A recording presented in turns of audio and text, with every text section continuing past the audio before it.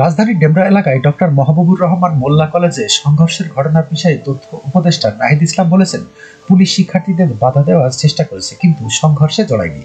সোমবার 25 নভেম্বর সন্ধ্যায় foreign service একাডেমিতে আয়োজিত সংবাদ সম্মেলনে তিনি এসব কথা বলেন।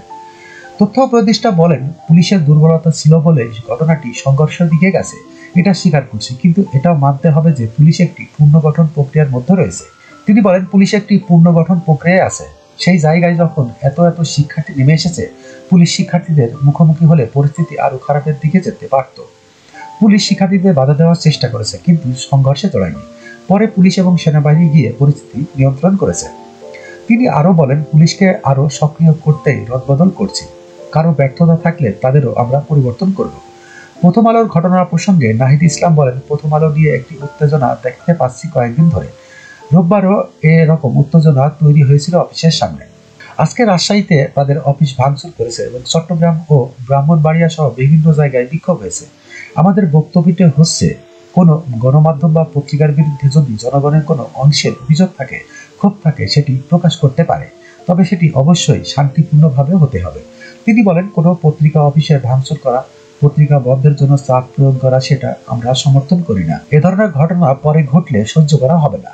ভাঙচুরের ঘটনায় জড়িত ব্যক্তিদের বিরুদ্ধে আইনগত ব্যবস্থা নেওয়া হবে বলে ঘোষণা দেন তথ্য উপদেষ্টা। তিনি বলেন, আমাদের আহ্বান থাকবে, ক্ষোভ থাকলে শান্তিপূর্ণভাবে যাতে প্রকাশ করে। মানুষের সভা সমাবেশ করার অধিকার রয়েছে। যদি কোনো সুনির্দিষ্ট অভিযোগ থাকে, তারা আইনগত পদক্ষেপ নিতে পারে। আমরা আহ্বান জানাবো, কোনো অনাকাঙ্ক্ষিত বা নৈরাজ্যকর পরিস্থিতিতে যেন জনগণ অংশ না নেয়, বাংলাদেশের ভাবমূর্তি নষ্ট হয়, এমন কাজ থেকে আমরা যেন বিরত থাকি। সোমবার একটি ঘটনাবহুল দিন কেটেছে বলে উল্লেখ করে নাহিদ ইসলাম বলেন, অনেকগুলো ঘটনা ঘটেছে আজ। এর মধ্যে দেখা গেছে, ভোররাত থেকে ঢাকায় মাইক্রোবাসে করে কিছু সাধারণ মানুষকে নিয়ে আসা হয়েছে ঋণ দেওয়ার নাম করে। অহিংস গণ অভ্যুত্থান নামে একটি প্ল্যাটফর্ম পুরো মিথ্যা প্রচার করে মানুষকে নিয়ে এসেছে। ওই প্ল্যাটফর্মের আহ্বায়ককে পুলিশ হেফাজতে নেওয়া হয়েছে বলে জানান তিনি। সংবাদ সম্মেলনে স্থানীয় সরকার মন্ত্রণালয়ের উপদেষ্টা আসিফ মাহমুদ সজীব ভুঁইয়া, প্রধান উপদেষ্টার প্রেস সচিব শরীফুল আলম ও উপ প্রেস সচিব জাহাঙ্গীর আলম অপূর্ব উপস্থিত ছিলেন।